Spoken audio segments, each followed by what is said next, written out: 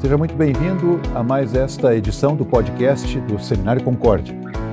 Hoje nós queremos conversar sobre um tema que nos foi sugerido e um tema que centraliza-se, na verdade, numa palavra que é bastante usada dentro do contexto da igreja e que fora da igreja até tem um sentido um tanto diferente.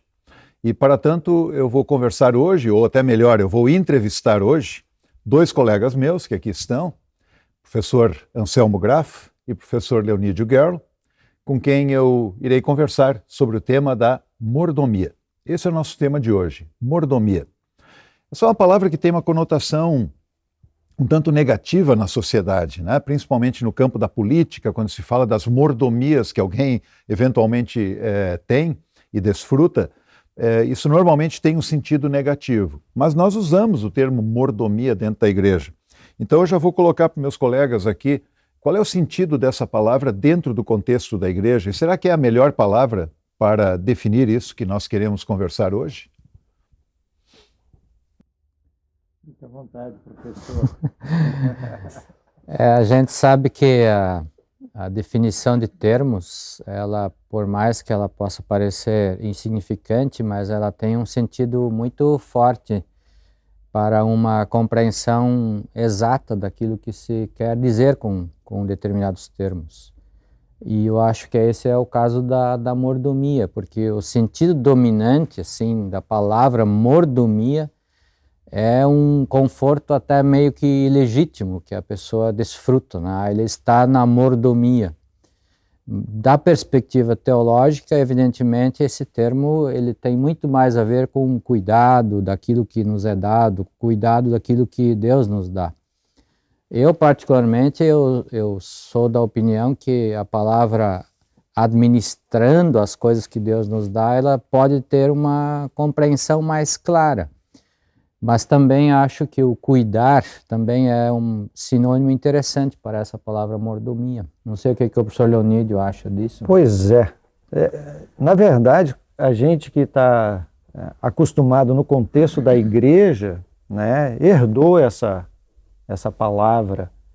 E lá atrás, né, pensando assim nos tempos que pelo menos ela foi mais usada, tinha aquela clara função de mostrar a questão de um mordomo, de alguém que serve, que administra, que cuida e zela, algo que não é seu, mas que deverá ser administrado e também que deverá ser prestado contas, né?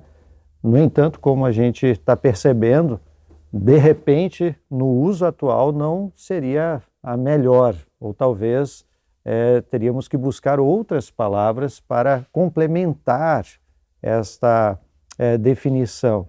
Mas realmente, hoje, mordomia pode levar a pessoa a uma interpretação equivocada. E a administração, ela pode, né, trazer aquele sentido principal daquilo que nós queremos transmitir com esta palavra e conceito, né, de gerenciamento, administração, cuidado, né?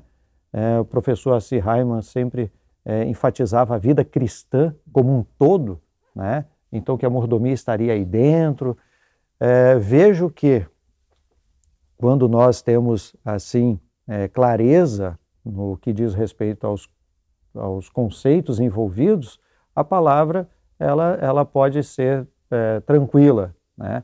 Mas com muito cuidado, para não gerar, principalmente para aqueles que não estão acostumados a esse linguajar, a ter uma ideia equivocada do que nós queremos, como povo de Deus, dizer, né, quando usamos a palavra mordomia. Até do ponto de vista bíblico, né, se a gente vai olhar, o Novo Testamento fala de administrador, né, de administração, né? Mordomia, claro, tem a ver com mordomo, né? Então acho que é bem interessante trazer talvez essa definição de mais ampla de vida cristã que cuida das coisas que na verdade não lhe pertencem, mas que foram confiadas, né? Isso é um mordomo, né? Isso é um administrador.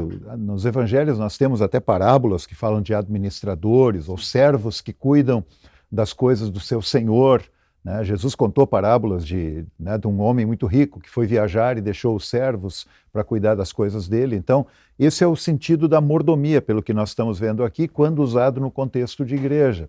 Tá? Talvez a gente poderia mencionar aqui, e depois nós vamos querer aprofundar um pouco mais, mas dentro do contexto da igreja, muitas vezes mordomia ela é limitada ao sentido da oferta, né, do uso do dinheiro, né, uso dos bens. E naturalmente que essa definição que os colegas aqui trabalharam vai muito além disso, não é verdade? Quer dizer, mordomia tem mais do que a ver com oferta na igreja ou uso de dinheiro. Normalmente, a gente percebe que quando se toca nessa palavra mordomia no nosso contexto, realmente os congregados muitas vezes, lá vem falar de dinheiro, lá vem falar de orçamento, já vem falar de envelopes e coisas do tipo, o que é uma visão muito estreita daquilo que se pretende, né? A nossa igreja tem até um mês separado para que se converse sobre a mordomia, mas claro que dentro desse termo espera-se uma conscientização do todo, né? Mas essa questão do dinheiro, infelizmente, eu diria, acaba sendo, da parte de muitos, a única ênfase, né? E talvez, pelo que a gente está conversando aqui, dos elementos que talvez nos falte é exatamente não pressupor que todos pensem a mesma coisa ou tenham a mesma informação e a mesma orientação sobre termos ou sobre a própria teologia. Por exemplo, o termo mordomia, se bem explicado, a gente pode usá-lo de forma muito tranquila, na medida em que a gente entende isso como cuidado das coisas de Deus. E a mesma coisa se refere a essa questão do dinheiro, né? A gente fala em mordomia, a gente já linka automaticamente quase que com oferta. Mas o termo é muito mais amplo e se a gente remeter isso, por exemplo, à explicação do segundo artigo, a gente vai notar quantas coisas Deus nos dá e que Ele pede que a gente administre de certa forma, que a gente cuide, né? Ele me deu corpo, alma, bens, tudo que se refere à nossa vida física, tudo que se refere à nossa vida espiritual nos é dado. E Deus pede que a gente cuide disso. Então, às vezes, pressupor entendimentos das pessoas talvez seja uma lacuna que a gente precisa preencher explicando e dizendo, olha, com isso eu quero exatamente dizer isto aqui. Acho que isso nos ajudaria muito a compreender e a esclarecer bem esse tema. Eu também vejo assim que é importante a gente perceber que isso é algo que pode ser tratado no nível pessoal, né, do indivíduo, do cristão, mas também no sentido de igreja, no sentido de coletivo, né, no sentido de corpo de Cristo, né, porque todos nós somos, digamos, beneficiados com as dádivas de Deus. Então nós temos realmente muitas bênçãos materiais e espirituais que Deus nos concede e sempre também, como povo de Deus, nós entendemos que é para o nosso bem, mas também para o bem de nosso semelhante. Tudo, desde dinheiro. O dinheiro também não está excluído, né? O dinheiro não está fora da mordomia, porque também um outro risco que pode ser é a exclusão do dinheiro, como se ele não estivesse dentro do contexto da mordomia, mas ele está dentro, mas não só. Eu quero voltar, depois nós vamos, quem sabe, falar um pouquinho mais sobre outros aspectos, mas já que foi mencionado agora também sobre o dinheiro, quando se fala de mordomia dos bens, me parece que às vezes dentro do contexto da igreja ainda se resume mais aquilo que nós falávamos há pouco sobre a oferta na igreja. Inclusive aqui eu vou jogar uma questão para meus colegas aqui, que por vezes ela é levantada. Aquele texto muito conhecido do Sermão do Monte, quando Jesus fala buscar em primeiro o reino de Deus e todas estas coisas serão acrescentadas. E por vezes se aplica este texto a oferta na igreja. Então, o buscar as coisas do reino de Deus seria ofertar na igreja. E, naturalmente, a gente sabe que, dentro do contexto daquilo que Jesus está falando, se refere a muito mais do que isso. Até porque o reino de Deus não é exatamente um sinônimo de igreja. O reino de Deus é a ação de Deus no mundo por meio de Jesus para salvar a humanidade. Então, eu acho que é importante a gente refletir sobre isso, né? Mordomia dos bens é a mesma coisa que oferta na igreja? O que mais isso envolveria? Pois é, esse assunto do buscar em primeiro o reino de Deus é algo que às vezes a gente também é enganado pela própria definição do termo reino de Deus. Eu procurava dizer para o meu povo lá da minha congregação onde eu fui pastor que Jesus simplesmente quer dizer busque em primeiro lugar a mim, né, e o restante vai ser dado, né?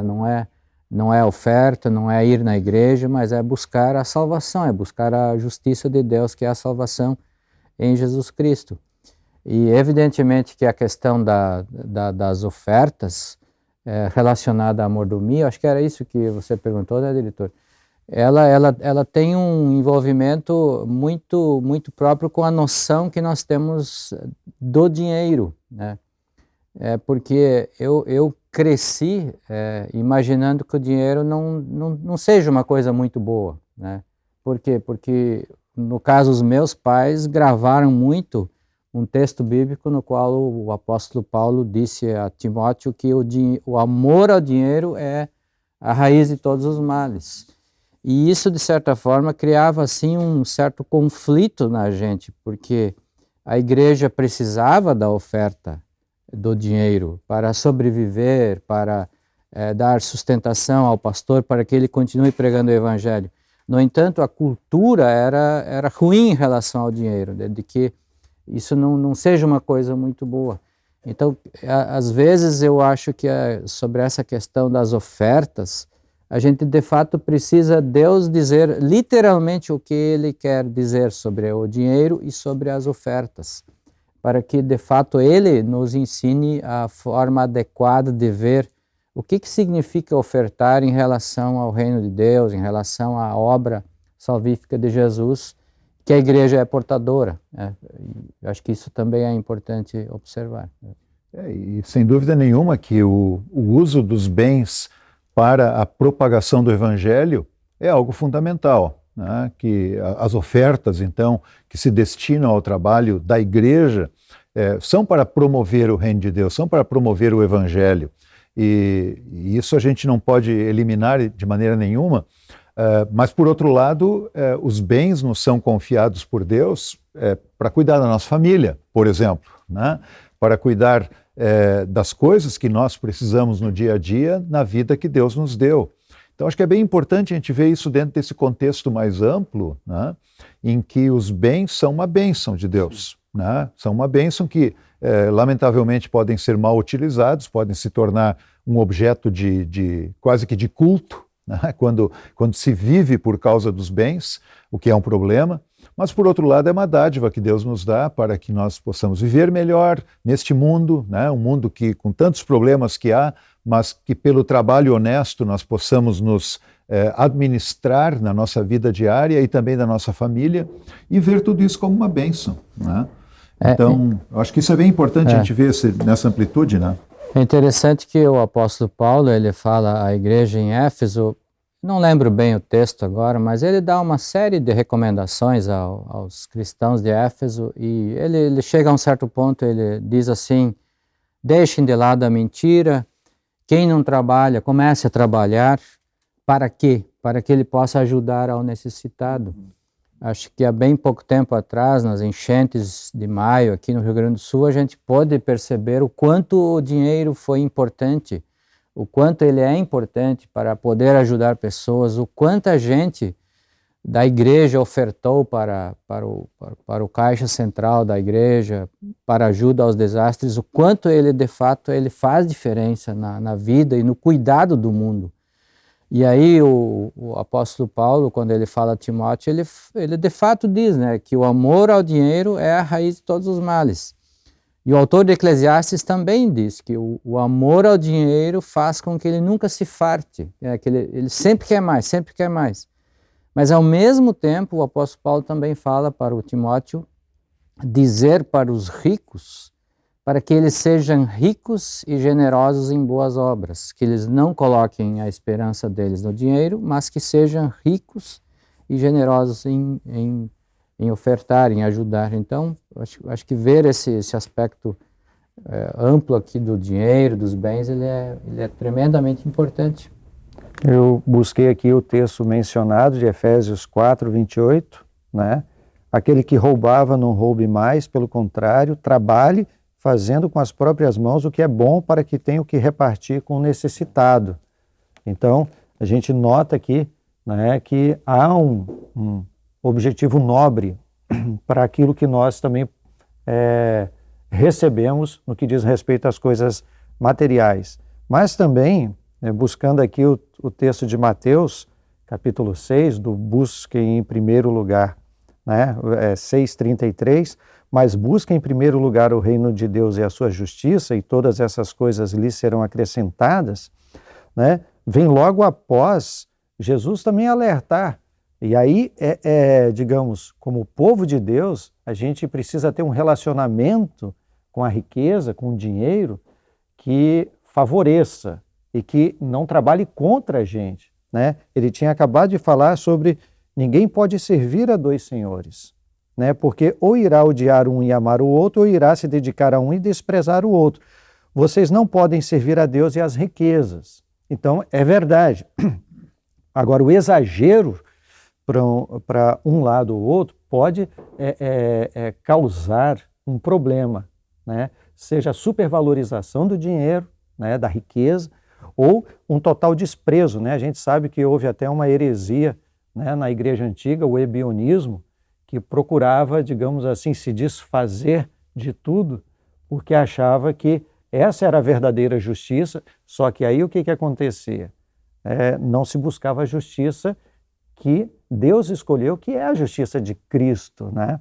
Outra coisa que eu sempre tinha que responder a congregados, falava a respeito da segunda parte, todas estas coisas vos serão acrescentadas como se fossem todas as riquezas do mundo, quando na verdade Jesus falou, não se preocupem demais aí com a comida, com o que vocês vão vestir, né? Então, nós temos na Escritura palavra e promessa de que isso sempre nos serão concedidos, mas não tudo aquilo que a gente deseja, porque aí vem o que o professor Anselmo falou de Eclesiastes, né? Que os desejos do coração do ser humano e a sua vontade pela riqueza não tem fim, né? Então, eu acho que essa relação, ela é muito importante. Conseguir ver na riqueza um instrumento, né? E não um senhor. É interessante até, lembrando esse texto e o contexto de Mateus, em que Jesus trata até da ansiedade, né? Não andeis ansiosos, né? E isso me levou aqui a um outro ponto que eu gostaria também de trazer aqui para a nossa conversa. Ao falar da mordomia, nós falamos um bocado aqui agora sobre o uso dos bens que Deus nos confere, né? Que nos dá, mas olhando para outros aspectos agora, a ansiedade me lembrou a questão do cuidado que a gente precisa ter com a gente mesmo, com o nosso corpo, com a nossa saúde. E existe também, dá para a gente falar da mordomia do corpo, a mordomia da saúde? Eu acho que no histórico aí das publicações na Igreja Luterana existe um livreto, inclusive, que abrange todos esses cuidados, né? A mordomia do corpo, mordomia dos bens, mordomia dos talentos, me parece, do tempo. Então, os bens que Deus nos dá, eles são muito mais do que apenas... As recompensas que Deus pode nos dar nessa vida são muito mais do que dinheiro, são outras coisas que podem nos serem lembrados. E a questão do corpo, né, da ansiedade, né, quanta gente hoje sofre, né, com essa ansiedade, e isso aí me remete a uma outra coisa que às vezes acontece. O Kenneth Bailey, que é que tem uma visão cultural do Oriente Médio. Ele analisa o pedido que a gente faz no Pai Nosso, o pão nosso de cada dia nos dá hoje. Ele vê por detrás desse pedido como se a gente fosse estar pedindo para Deus: me ajuda a não ter medo do futuro, a não ficar ansioso, porque na verdade a gente está pedindo para que o pão não se acabe nunca, né? Então, no pão nosso de cada dia nos dá hoje, a gente na verdade não está pedindo só de fato pelo pão literal, mas a gente está pedindo pela paz no mundo, pelo dinheiro, por saúde, enfim, por trabalho, mas a gente está pedindo: não me deixa faltar nada e me acalma, né? Então, eu acredito que a gente não precisa necessariamente compreender a fundo e tão profundamente uma oração que a gente faz, mas eu acredito também que Jesus já atendeu as nossas orações, e o Pai já atendeu muitas vezes as nossas orações sem a gente perceber, porque quando a gente está pedindo o pão nosso de cada dia nos dá hoje, a gente está justamente pedindo, né? Me deixa calmo, não tira a minha ansiedade pelo dia de amanhã, enfim, pelas preocupações que podem surgir. Deixa eu aproveitar aqui, colocar para o professor Leonide esse ponto. Esse cuidado, né, com aquilo que Deus nos deu, o cuidado com a nossa saúde, isso lembra o aspecto do trabalho, né? Todos nós precisamos trabalhar e o trabalho é uma bênção. No entanto, por vezes há um exagero, por vezes há uma falta de cuidado com o corpo que Deus nos deu, com a saúde, talvez até por causa de uma ansiedade, de uma busca incessante de algo que ainda não se tem e que se espera ter, e se descuida, por exemplo, do descanso. Né? Isso faria parte também da mordomia? Com certeza. Eu percebo assim, né, que essa terminologia mordomia, vida cristã, né, o que nós estamos falando, e no Antigo Testamento que se fala do shalom, né, de você ter aquela plenitude também, e até mesmo a proposta do Novo Testamento no Cristo, né, esse eu vim para que tenham paz, né? Essa paz normalmente a gente coloca no sentido vertical com Deus, o que é correto, mas também no Antigo Testamento tinha essa paz, né, no sentido horizontal, que também é correto, porque ela acaba refletindo, né? Então, nós temos isso como algo que faz parte da mordomia. Na realidade, o que a gente encontra, como nós somos pecadores por natureza, então o pecado que habita em nós, ele entra em conflito com aquilo que Deus propõe, né? Então Deus tem uma agenda para nós, mas nós criamos uma outra agenda. Essa outra agenda, ela está diretamente relacionada também com muitos desejos, vontades, né, que são próprias do nosso próprio coração, essas vontades, mas também que pode ser, por assim dizer, uma imposição do contexto que a gente vive, né? E ao fazer isso, a gente vai ter dificuldades. Eu percebo que, assim como nós falamos da riqueza e do dinheiro, que é para ser um instrumento, o próprio trabalho é para ser um instrumento, o corpo é para ser um instrumento, né? Só que a gente acaba acreditando que nós somos donos disso e que nós vamos fazer a agenda disso. E aí eu deixo de ser mordomo, de administrador. Eu passo a ser o dono e o gerente e o administrador. Só que, olhando para a minha vida, como eu sou pecador, eu não sou o melhor dono, porque a agenda que eu vou criar, ela vai ser marcada pelo pecado.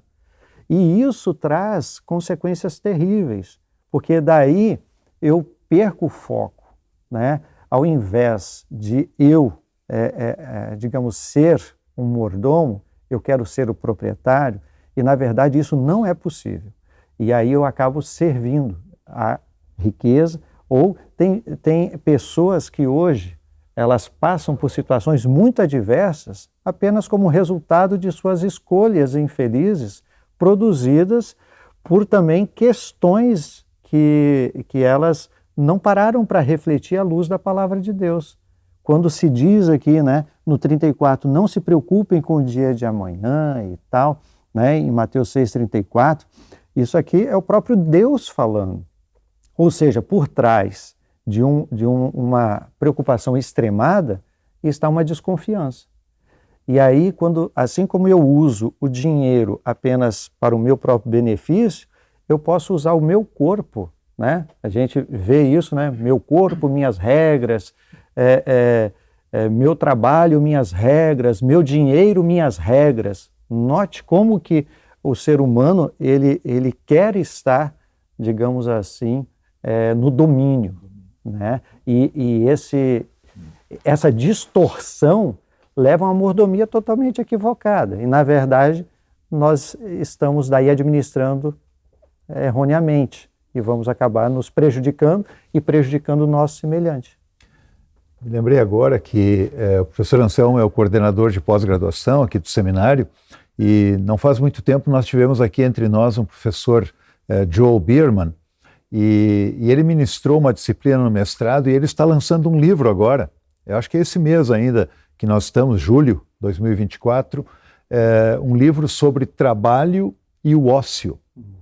E eu lembro que na disciplina que ele ministrou aqui no seminário, eu pude assistir uma pequena parte, ele insistiu muito nesse aspecto de que o administrar da vida cristã, das dádivas que Deus nos concede, envolve também o ócio, envolve também o descanso. E às vezes parece que a gente, na vida cristã, se sente um pouco culpado de não estar trabalhando o tempo todo. Né? E isso cria talvez até um trauma, cria uma ansiedade novamente, né? Que nós não precisamos ter, na verdade. Né? O descanso faz parte da vida cristã, não é mesmo? E eu vejo assim que isso é algo que o próprio Deus coloca isso para nós, já na criação. Né? Então, de novo, o Criador, aquele que é o doador de todas as coisas, já estava prevendo essa também nossa necessidade. Né? E eu vejo que essa questão de culpa, né, ela é mais de uma questão até cultural e falta de compreensão da teologia bíblica do que realmente outra coisa. Né? A partir do momento que a gente conhece o Deus a quem nós servimos, a gente verá, né, que nós podemos descansar nele. Né? E isso não só no que diz respeito à nossa salvação, porque isso aí é ponto pacífico. Né? Isso levanta uma questão talvez muito profunda e muito séria, né, de quem que nós estamos ouvindo hoje para programar a nossa vida, né? A gente está ouvindo a cultura, a sociedade ou a Deus em sua palavra. Recentemente eu assisti uma série em que eu via muito a frase o flagelo é a salvação da humanidade. E eu fui entender só essa frase só ao final da série, porque houve um flagelo, um vírus que invadiu a humanidade, e aí nasceram muitos híbridos, e aí houve de certa forma uma guerra entre os humanos e os híbridos então resolveram de ajudar a humanidade no sentido de que eles evoluíssem com aquilo, né? Que eles pensassem melhor, porque eles roubam, eles traem, eles mentem, e então eles repetiam, o flagelo é a salvação da humanidade. É como se a gente fosse falar, a pandemia ajudou a humanidade a eles pensarem melhor, a pensarem diferente. Ou então, as enchentes é a salvação do Rio Grande do Sul, porque eles vão pensar melhor. Mas com o tempo a gente percebe que não existe salvação fora daquilo que Deus precisa nos dizer, daquilo que Deus nos orienta na sua palavra. E essa questão do descanso, essa é uma questão cultural seríssima, em que se mede a performance de alguém, se garante a qualidade de alguém pelo número de atividades que faz. E aí não se leva em conta o descanso, o convívio com a família, enfim. Eu acho que isso faz parte também dessa mordomia, desse cuidado com aquilo que Deus nos dá. Tem uma questão aqui que, quando nós programávamos esse nosso diálogo, essa conversa aqui, algum dos colegas colocou um tema. Eu não sei qual dos dois que colocou, mas eu vou jogar para eles agora essa frase que foi colocada lá, em que foi dito o seguinte: a tecnologia tornou a vida mais fácil e rápida, mas temos tido menos tempo. O que quer dizer isso? Deve ter sido o professor Leonídio. Deve ter sido o professor Anselmo. Acho que essa afirmação é uma afirmação talvez muito mais empírica, assim, de experiência do que talvez de estudo, embora haja estudo sobre isso também, de que o mundo está cada vez mais veloz, está cada vez mais rápido, nós conseguimos fazer as coisas de forma muito, muito ágil, nesse acolhimento aí dos desabrigados. Por exemplo, aqui no colégio as coisas funcionavam e quase sempre funcionavam porque a gente tinha informações completamente atualizadas a cada segundo, a cada momento, instantâneo.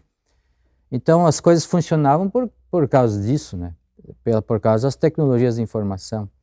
Mas assim como a gente já se referiu ao dinheiro, a gente vê o lado bom e o lado ruim, e infelizmente as tecnologias da informação, a rapidez da informação, gerou também o outro lado, né, de que a gente às vezes não tira a mão do celular, e isso realmente é algo bastante prejudicial, porque, e aí os estudos mostram isso não está só causando uma ruptura entre as pessoas, entre os familiares, mas está gerando problemas físicos e problemas muito simples, digamos assim, que a gente não se dá conta.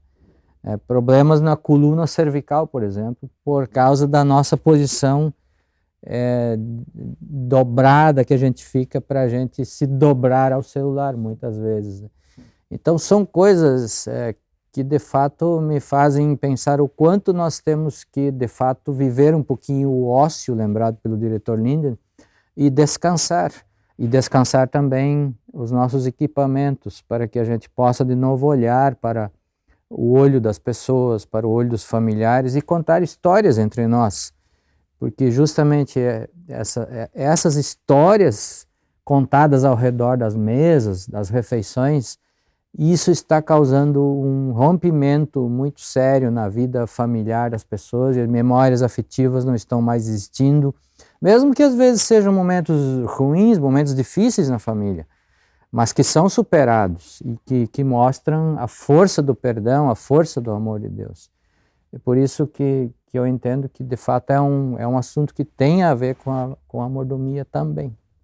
E eu vejo o risco, porque também você, ao perder esse contato que é próprio do ser humano, né, você também, além de perder a questão da afetividade, dos relacionamentos, você perde a oportunidade de transmitir o Evangelho, né, de maneira concreta, junto aos seus, né? Você acaba, digamos assim, vivendo em uma realidade paralela.